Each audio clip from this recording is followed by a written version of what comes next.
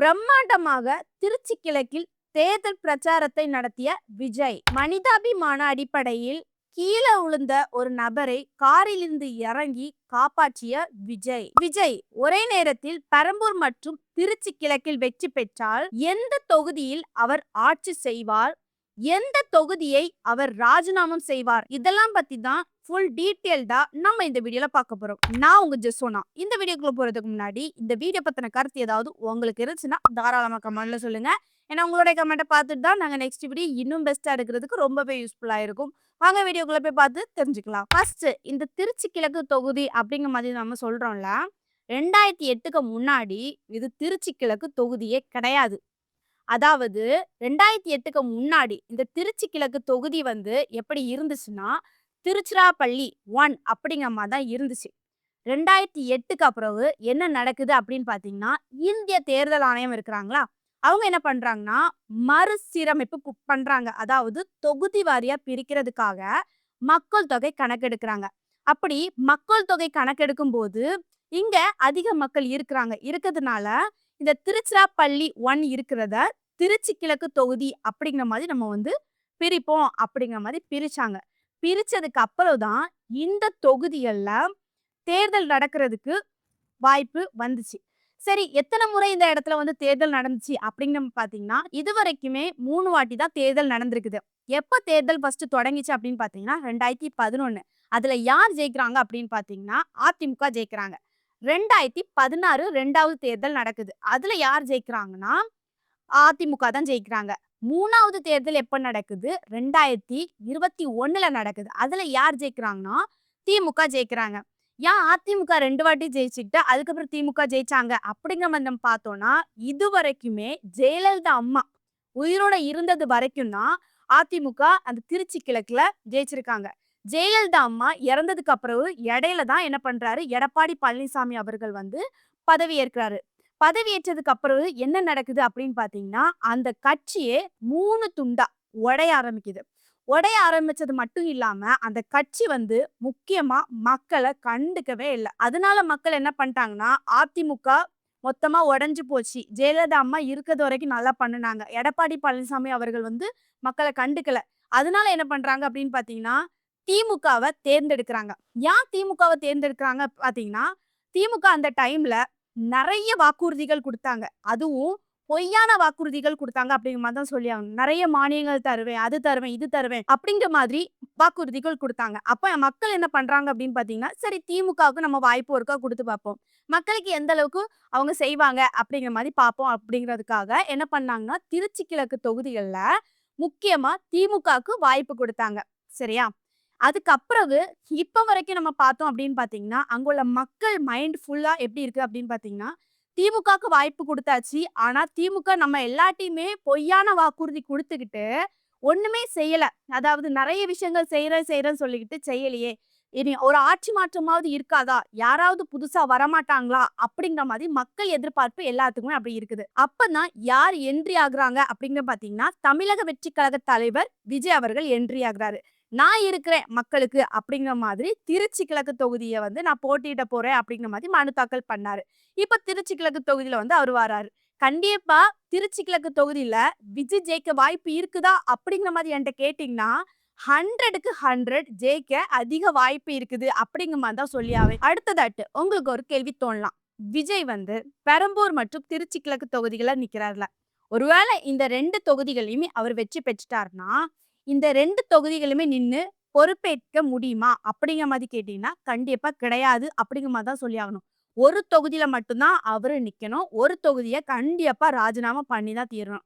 சட்டப்படி என்ன சொல்லியிருக்காங்க அப்படின்னு பாத்தீங்கன்னா, இந்திய மக்கள் பிரதிநிதித்துவம் சட்டம் ஆக்ட் 1951 பிரிவு 70 படி ஒரு நபர், நல்லா நோட் பண்ணுங்க, ஒரு நபர் ஒரே நேரத்தில் 2 தொகுதிகளுக்கு சட்டமன்ற உறுப்பினராகவோ எம்எல்ஏ அல்லது நாடாளுமன்ற உறுப்பினராகவோ எம்பியாக இருக்க முடியாது அப்படிங்கிற மாதிரி சட்டமே சொல்லியிருக்குது.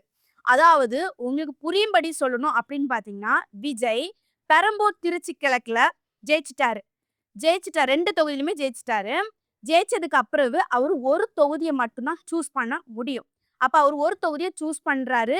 மத்த தொகுதிய ராஜினாமா பண்றாரு அப்படிங்கிற மாதிரி நினைச்சுக்கோங்களேன்.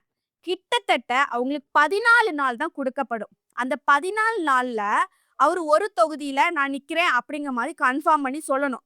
ஒரு தொகுதிய நான் ராஜினாமா பண்றேன் அப்படிங்கிற மாதிரி அவங்க சொல்லணும். அப்படி அவர் அந்த 14 நாட்கள் கழிச்சு சொல்லல, 15வது நாள் சொன்னாருமே, அவருக்கு 2 தொகுதி ஜெயிச்சிருப்பார்ல, அந்த 2 தொகுதியிலயுமே இருந்து அவர் பதவி விலக்கப்படும் அப்படிங்கிற மாதிரி சட்டப்படி சொல்றாங்க. ஒருவேளை விஜய் நான் இந்த தொகுதியில நிக்கேன்பா, இந்த தொகுதியில நிக்கல அப்படிங்கிற மாதிரி சொல்லியிருப்பார்ல. எந்த தொகுதியில அவரு நிக்கலையோ, அந்த தொகுதியில கண்டிப்பா எம்எல்ஏ பதவி காலியா தான் இருக்கும். உடனே என்ன ஆகும் அப்படின்னு பார்த்தீங்கன்னா, கிட்டத்தட்ட 6 மாசம் கழிச்சு அங்க இடைக்கால தேர்தல் நடக்கும். அதுல யாரெல்லாம் போட்டியிடுவாங்க அப்படின்னு பார்த்தீங்கன்னா, விஜய், அப்புறம் அதிமுக, திமுக, அப்புறம் நாம் தமிழர் கட்சி இந்த மாதிரி எல்லாருமே அங்க போட்டியிடலாம். சரியா? அதுல மக்கள் யாருக்கு ஓட்டு போட்டு ஜெயிக்க வைக்கிறாங்களோ, அவங்க தான் அங்க எம்எல்ஏ பதவியில இருப்பாங்க. இப்போ என்னோட கருத்து இதுல என்ன அப்படின்னு பார்த்தீங்கன்னா, ஒருவேளை பெரம்பூர் மற்றும் திருச்சி கிழக்கு தொகுதியில 2 தொகுதியிலுமே விஜய் ஜெயிச்சுட்டாருன்னா, அவரு எந்த தொகுதிய தேர்ந்தெடுப்பாரு அப்படிங்கிற மாதிரி நீங்க என்ட்ட கேட்டீங்கன்னா, நான் என்ன சொல்லுவேன்னா, அவரு கண்டிப்பா திருச்சி கிழக்கு தொகுதிய தான் தேர்ந்தெடுப்பாரு அப்படிங்கிற மாதிரி தான் சொல்லியாவேன். ஏன் அப்படின்னு பார்த்தீங்கன்னா, ஆல்ரெடி பெரம்பூர் எடுத்துக்கிட்டோம்னா, அது திமுகவோட கோட்டை. ஒருவேளை அவரு பெரம்பூர சூஸ் பண்ணாருன்னா, ஒரு ஃபியூச்சர்ல என்ன ஆகும் அப்படின்னு பார்த்தீங்கன்னா, ஓட்டு கம்மியாகுறதுக்கு அதிக வாய்ப்பு இருக்குது. அதனால பெரம்பூர சூஸ் பண்றதுக்கு வாய்ப்பு இல்ல அப்படிங்கிற மாதிரி தான் சொல்லுவேன். திருச்சி கிழக்க யார் தேர்ந்தெடுப்பாரு அப்படிங்கிற மாதிரி நான் என்ன சொல்றேன்னா, திருச்சி கிழக்குல மக்கள் ஆல்ரெடி அங்க குழப்பத்துல தான் இருக்கிறாங்க. யாருக்கு ஓட்டு போடணும் அப்படிங்கிற மாதிரி ரொம்பவே குழப்பத்துல இருக்கிறாங்க. அதனால திருச்சி கிழக்க சூஸ் பண்ணாங்கன்னா, அது நாளைக்கு அடுத்தடுத்து போகும்போது விஜய் அவர்களுக்கு ஓட்டு போடுறதுக்கு அதிக வாய்ப்பு மக்கள் இருக்கிறதுனால, அந்த திருச்சி கிழக்கு தொகுதி அவர் சூஸ் பண்றதுக்கு அதிக வாய்ப்பு இருக்குது அப்படிங்கிற மாதிரி நான் சொல்லியே தீருவேன். அடுத்ததாட்டு இன்னைக்கு திருச்சி கிழக்கு தொகுதிகள்ல இன்னைக்கு தேர்தல் பிரச்சாரம் பண்ணாரு விஜய். அங்க திருச்சி கிழக்கு தொகுதிகள்ல மக்கள் ஆதரவு எந்த அளவுக்கு இருந்துச்சு அப்படிங்கிற மாதிரி பார்த்தோம்னா, அதாவது விஜய் அவர்களுக்கு அங்க மக்கள் ஆதரவு அதிகமா இருந்துச்சு அப்படிங்கிற மாதிரி தான் சொல்லி ஆகணும். குறிப்பா அதுல எல்லா இடத்துலயுமே அவர் வேனுக்குள்ள தான் இருந்திருப்பாரு. இதுவரைக்குமே நம்ம பார்த்திருப்போம். ஆனா திருச்சி கிழக்கு அங்க போனதுக்கு அப்புறமுமே அங்க மக்கள் எங்கெல்லாம் கூட்டமா இருக்கிறாங்களோ, அவரு அந்த இடத்துல இருந்து வண்டிக்கு மேல ஏறிட்டாரு. சரியா? மேல நின்னுட்டு மக்களுக்கு எல்லாத்துக்குமே கையாட்டிட்டு வராரு. சரி வந்துட்டே இருக்கிறாரு. அதுக்கப்புறம் அங்க என்ன நடக்குது அப்படின்னு பார்த்தீங்கன்னா, திடீர்னு ஒருத்தங்க வண்டியில இருந்து கீழ விழுந்துட்டாங்க. உடனே விஜய் அவர்கள் ஷாக் ஆயிட்டு, உடனே அவரு ஒரு ஒரு மனிதாபியமாக ஹெல்ப் பண்ற ஒரு மைண்ட் செட்ல என்ன பண்றாரு, கீழ இறங்கி அந்த நபர தூக்கி விட்டு, என்னாச்சு பரவாயில்லையா? ஓகேவா? அப்படிங்கிற மாரி கேட்டுக்கிட்டு, அதுக்கப்புறம் தான் அவர் வண்டிக்கு மேல ஏறி நிக்கிறாரு. அதுக்கப்புறம் என்ன ஆச்சு அப்படின்னு பார்த்தீங்கன்னா, திருச்சி கிழக்குன்னு சொல்லிட்டு அந்த பகுதியில ஒரு இடத்துக்கு பிரச்சாரம் பண்றதுக்கு நிப்பார்ல. அங்க இறங்குனதுக்கு அப்புறம் என்ன பண்ணாரு அப்படின்னு பார்த்தீங்கன்னா, எம்ஜிஆர் சிலைக்கு மாலை போடுறாரு. சரி, அவருடைய ஆசீர்வாதத்துல இருந்து தொடங்கணும் அப்படிங்கிற மாதிரி மாலை போடுறாரு. போட்டதுக்கு அப்புறம் என்ன பண்றாங்கன்னா, பிரச்சாரம் பண்றாங்க. பிரச்சாரம் பண்றதுல மாஸா வேற லெவல்ல பிச்சு உதறிட்டாரு அப்படிங்கிற மாதிரி தான் சொல்லியே தீருவேன். அந்த அளவுக்கு பேசுனாங்க. குறிப்பா அதுல மோஸ்ட்லி என்னெல்லாம் பேசியிருந்தாங்க அப்படிங்கிற பார்த்தீங்கன்னா, திமுக என்னென்னலாம் பண்ணல அப்படிங்கிற மாதிரி சுட்டி காட்டுனாங்க. சரியா? அதாவது குறிப்பா நான் 1, 2 சொல்றேன். இதுவரைக்குமே திமுக நம்மள்ட்ட ஓட்டு வாங்குனது எப்படின்னா, கேஸ் சிலிண்டருக்கு மானியமா ரூ. 100 கம்மி பண்ணுவேன் அப்படிங்கிற மாதிரி சொன்னாங்க. ஆனா அத அவங்க பண்ணல. அத விஜய் அவர்கள் சுட்டிக்காட்டுனாங்க.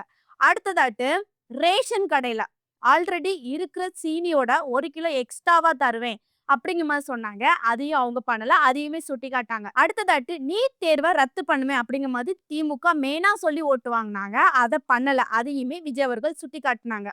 அடுத்ததாட்டு ரேஷன் கடையில உளுந்தம் பருப்பு தருவேன் அப்படிங்கிற மாதிரி சொன்னாங்க. அதுவுமே அவங்க தரல. அதையுமே சுட்டிக்காட்டுனாங்க. இப்படி இந்த மாதிரி திமுகவை விமர்சனம் பண்ணாங்க. இன்னுமே திமுக மக்களுக்கு பொய் வாக்குறுதிகள் தான் தாராங்க அப்படிங்கிற மாதிரி நிறைய விஷயங்கள் சொன்னாங்க. சொன்னது மட்டும் இல்லாம விஜய் அவர்கள் முக்கியமா என்னதெல்லாம் பண்ணுவேன் அப்படிங்கிற மாதிரி ரிப்பீட் பண்ணுனாங்க. 60 வயது வரை இந்த மகளிர்களுக்கு கண்டிப்பா மாதம் மாதம் ரூ. 2500 தருவேன் அப்படிங்கிற மாதிரி ரிப்பீட் பண்ணுனாங்க. அடுத்ததாட்டு தமிழ்நாடு முழுசும் மகளிர்களுக்கு கட்டணமே இல்லாம பஸ்ல பயணிக்கலாம், எந்த பஸ்லயும் பயணிக்கலாம் அப்படிங்கிற மாதிரி அதையுமே ரிப்பீட் பண்ணுனாங்க.